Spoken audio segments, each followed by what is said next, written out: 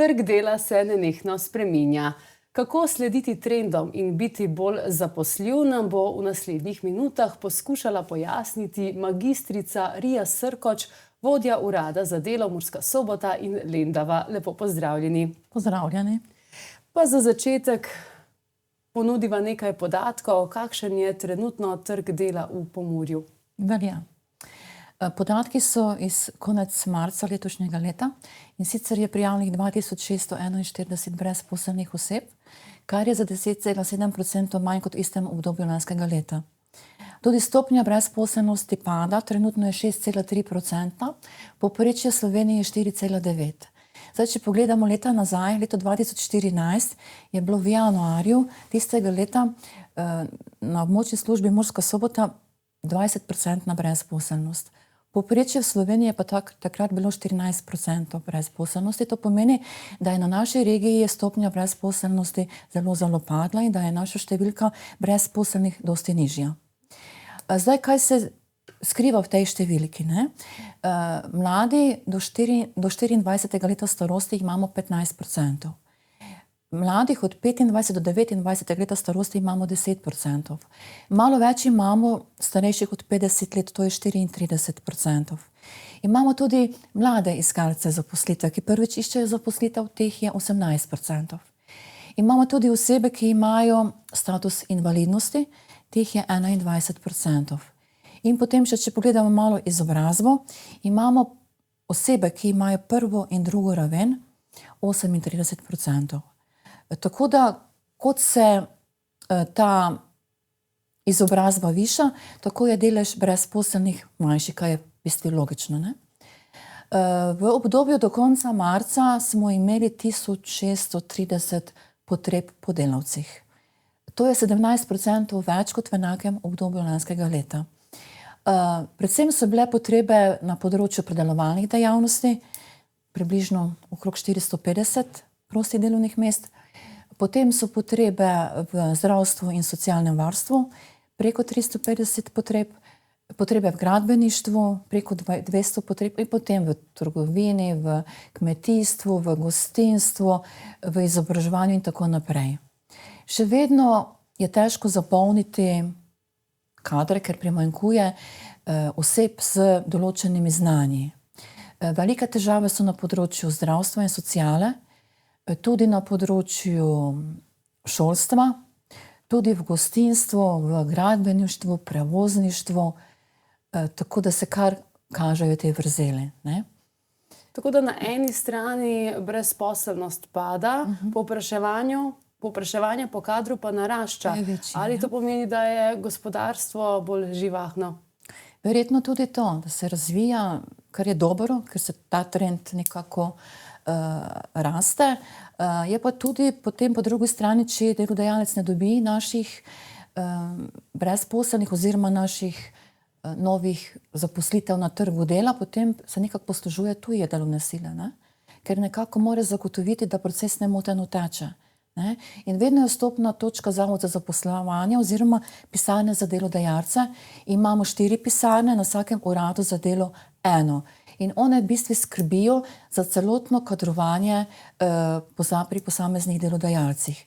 Imamo tudi karierno središče na Slovenski ulici, kjer je možnost skupinskih oblik izvedb, ne? Se pravi, če se delodajalec odloči, da predstavi svoja delovna mesta večjim osebam, potem osebe povabimo in naredimo skupinsko informiranje in na koncu s tistimi osebami, katere prosto delovna mesta zanimajo, delodajalec izvede zaposlitvene razgovore.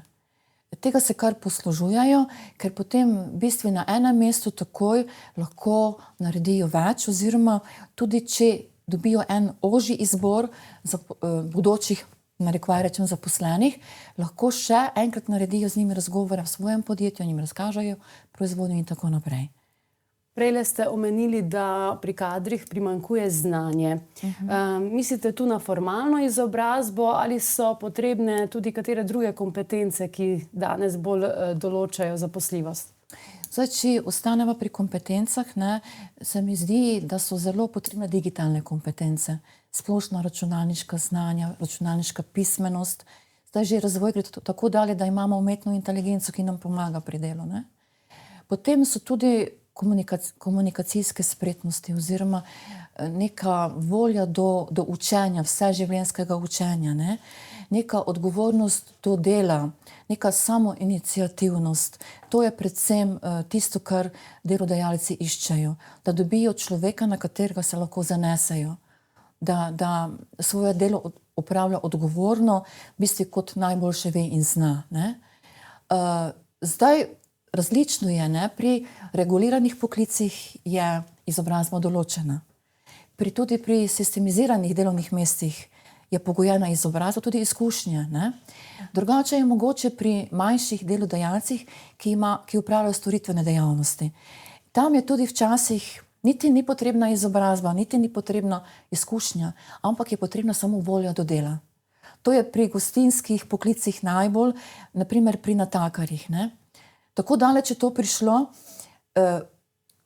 dobro so eni pogoji verjetno, ampak vseeno, da je samo tista pomembna volja do dela, da človek dobi zaposlitev, ne. Zdaj, kot vemo, v gostinstvu mnogokateri delodajalci prilagajajo delovni čas, ker nimajo več kadra, ne. Če nimaš dobrega kuharja, enega ali dva oziroma koliko jih rabiš, če nimaš natakarja, saj pa ne moreš potem imeti ene skupine naročene, če nimaš v bistvu osebja, da bi lahko to izvedel, ne. Zdi se, da smo se znašli v začaranem krogu. Na eni strani imamo delodajalce, ki težko najdejo delovno silo, na drugi strani slišimo bivše zaposlene, ki pravijo, da težko najdejo službo, s katero bi bili zadovoljni. Kje je zdaj krivda? Je na enih in na drugih, ali kaj pravite? Jaz bi rekla tako, če si brezposelni oziroma če si iskalec zaposlitve in če iščeš delo na področju Pomurja, potem pogledaš, kaj se na področju Pomurja ponuja. Ne? In če je nekaj v skladu s tvojimi željami, na tistem delaš. Če pa si želiš mogoče kaj drugega, pa bi mogoče šel v Maribor, pa tudi v Celje ali v Ljubljano, pa iščeš na širšem področju, ne. Moraš najprej vedeti, kaj sam želiš, kaj bi rad počel in v čem si dober, kjer imaš močne točke, kjer lahko tudi nagrajuješ svoje znanje, ne. Ker, kot ste prej rekli, izobrazba. Mogoče tudi sama izobrazba potrdilo o tem ni dovolj. Ker vedno delodajalec, ne vedno, ampak dodana vrednost je, če ti imaš še nekaj zraven. To pomeni, da si sam pripravljen marsikaj narediti, da si samoiniciativen, ne? In da ne ostaneš na enem nivoju, ampak da se nadgrajuješ, ne? Zato bi rekla, da se moraš pa vseeno malo prilagoditi potrebam na trgu dela, kaj delodajalci iščejo in v tistem sklopu nekako iskati rešitev za svojo brezposelnost. No, večkrat vidimo ponudbo za delovno mesto, potem piše najmanj 3 leta izkušenj ali pa 5 let izkušenj, potem se morda prestrašimo in sploh ne pošljemo povpraševanja. Kako se lahko izognemo temu, da morda nimamo izkušenj, pa bi jih želeli imeti, ali pa morda ponudimo kaj drugega v zameno za te izkušnje, pa se delodajalec vseeno odloči za nas? Zdaj, kot sem že prej rekla, so različna delovna mesta. Ena delovna mesta že imajo točno določeno vhodno izobrazbo, katere smeri pridejo v poštev in koliko delovnih izkušenj potrebuje za tisto delovno mesto. Tam se pač ne da. To je najbolj v javni upravi ali pa pri reguliranih poklicih, ne. Sigurno so delovne izkušnje, kjer smo zaposleni, kjer delamo, ne. Imamo pa tudi različne druge izkušnje, ki niso delovne izkušnje, ampak so naše izkušnje. Na primer, ko človek študira, dela preko študentskega servisa. Različna opravila, ne. Lahko dela kakšna prostovoljna dela, v kakšnem društvu. Lahko ima kakšen interes ali kakšen hobi, ki je specifičen, ne. In je mogoče tisto ena dodana vrednost, kar pritegne delodajalca. Ne toliko mogoče izkušnje, kot nekaj, kar je za njega zanimivo in vidi, da bi lahko s tem pridobil dodano vrednost, če bi to osebo zaposlil. Mi imamo tudi na zavodu različne ukrepe aktivne politike zaposlovanja, ampak med drugim sem že omenila delovni preizkus in usposabljanje na delovnem mestu. Delovni preizkus traja 1 mesec in v bistvu je oseba naprej na zavodu kot brezposelna, ampak se nekako preizkuša pri delu novem delodajalcu. Če je to za njo, če je delovni čas odgovarja, če vse te stvari se poklopijo, lahko tudi pride na koncu do zaposlitve. Ne? Program usposabljanja na delovnem mestu traja 3 mesece. Ampak tu je malo drugačna vsebina. V ta program se lahko vključijo osebe, katere nimajo tistih znanj oziroma tistih kompetenc, ki jih delodajalec rabi. Zato tudi traja to 3 mesece. Ne? In tudi potem je možnost zaposlitev. Zdaj jaz sem malo gledala analize, ker mi imamo različne analize s področji. In v tem primeru ena analiza je narejena od leta 2022 do leta 2025 za te program delovni preizkus in za usposabljanje in so izhodi pri delovnem preizkusu preko 80%. Se pravi, to je kar konkretni procent. In pri usposabljanju malo čez 70%. Tako da tudi to ni mali procent. Ne? In na ta način, čeprav mogoče ne dobiš priložnost v tem podjetju, ampak dobiš pa vseeno ene izkušnje, s katerimi potem lahko spet pariraš ali pa nagrajuješ in delaš naprej. In za konec eno vprašanje. Pri iskanju zaposlitve pogosto delamo seveda napake. Katere so tiste najpogostejše in kako jih lahko izboljšamo? Ja, napake delamo mogoče tudi nevede. Ne? Zdaj mi imamo eno novo delavnico na zavodu, zato ker smo tudi opazili te stvari, ne? Ker smo imeli različne skupinske predstavitve in razgovore in smo v bistvu opazili, kje manjka brezposelnih oseb, katere veščine nimajo. Ne? In to so prav te življenjepisi, Europasi, vloge, prijave in tako naprej, ponudbe in potem sami razgovori. Ne? Dostikrat ljudje rečejo, kaj bom napisal vlogo, se pa to ni tako pomembno. Ampak vloga je recimo marketinški dokument oziroma eno orodje, ne, s katerim jaz nekaj sporočam in želim, moj cilj je, da me delodajalec povabi na razgovor. Se pravi, jaz moram delodajalca zanimati, nekaj napisati, dejansko, kar jaz imam, ne nekaj, kar nimam, ne, izhajati iz sebe, tako da me on povabi na razgovor. To je tista vsebina oziroma tisti cilj, zakaj jaz pišem življenjepis. Ne. Zato je dobro, za vsako delovno mesto pišem posebej.